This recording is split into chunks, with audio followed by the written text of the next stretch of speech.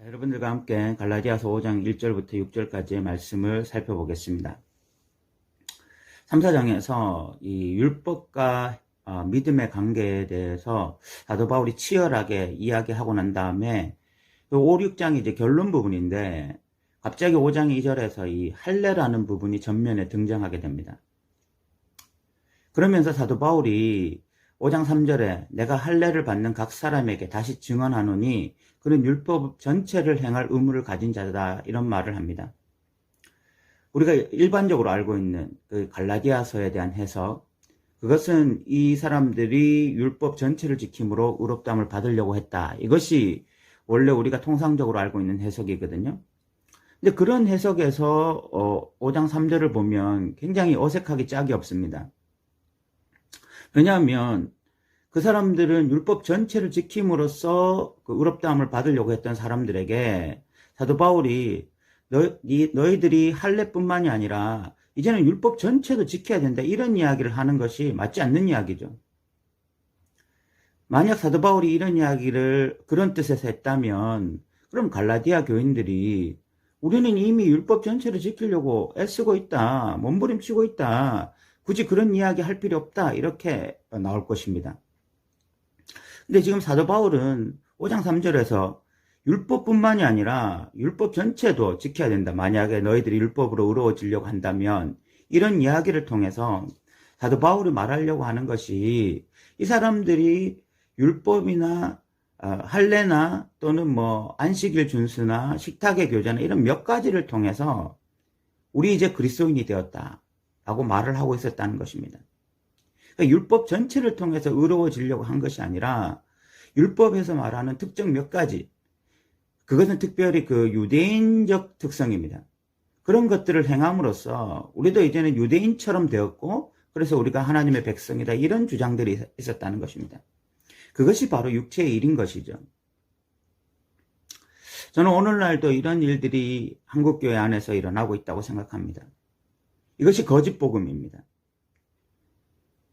거짓 복음이라는 것이 무엇인가 하면 예수 믿습니까? 믿습니다 라고 말하고 난 다음에 주일날마다 교회에 오고요,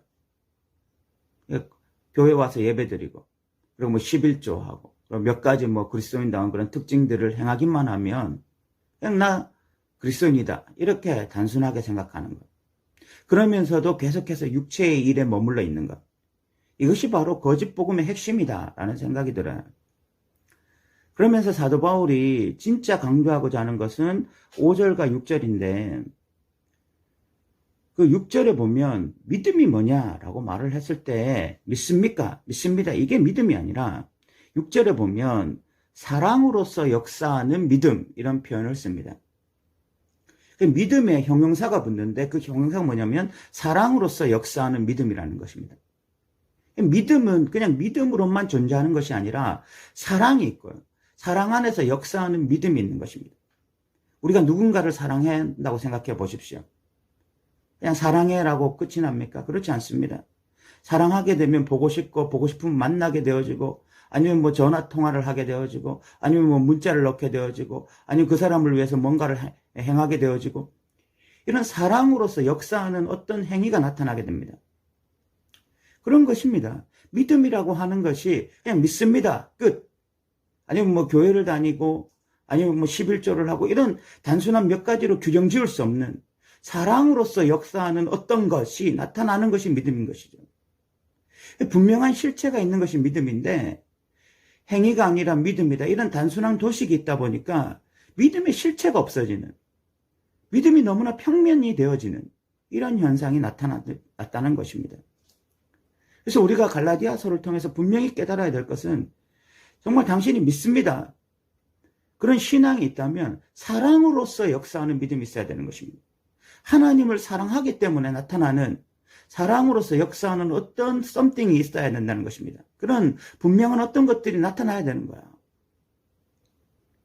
그것은 평면으로서 몇 가지를 지킴으로써 나타나는 것이 아니라 굉장히 입체적인 일이 되어야 하는 것입니다.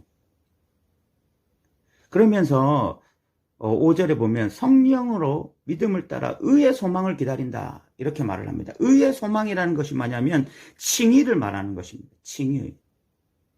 우리가 흔히 칭의라고 말을 할 때 계속해서 말하는 게 뭐냐면 예수 믿습니까? 믿습니다. 그럼 당신은 의로워졌습니다라고 과거적 칭의를 말하거든요.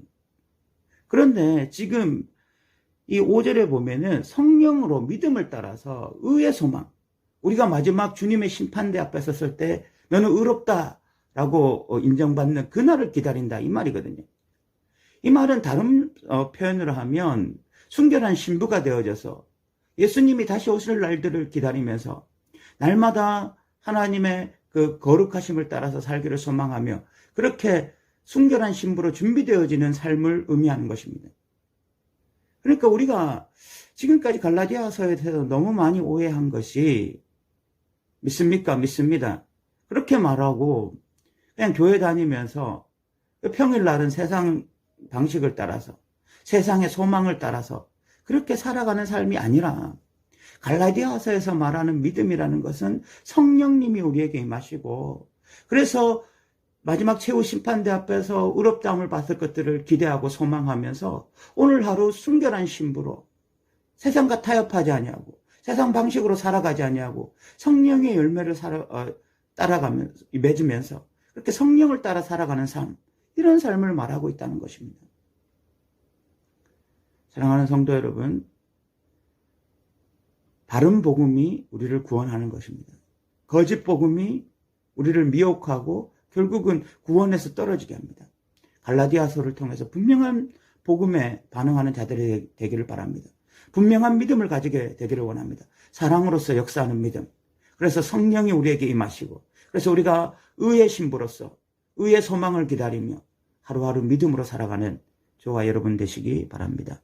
들어주셔서 감사합니다.